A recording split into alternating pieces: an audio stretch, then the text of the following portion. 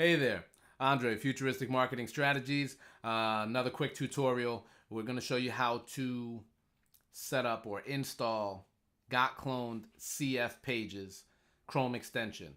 Literally just a way for you to find a funnel, copy, paste, save. You do need your ClickFunnels account. So you can go ahead and start out your trial if you need. Now here we go. Chrome Web Store. Chrome Web Store comes here. Click in GotCF Page. Okay, when you click in GotCF Page, it's going to bring you to this. If you don't have it installed already, it will say install. Okay, and then it will pop up a little pop-up. You'll click add the extension. That's it, you're done. Should literally take you about 30 seconds. Once you do that, you've got this link right here, CF Page Cloner. I don't know if you can see it, but if you look closely, you can. So now you can go to any funnel, anywhere, and just go ahead and install it. Thank you much, Andre, Futuristic Marketing Strategies. Have a good one.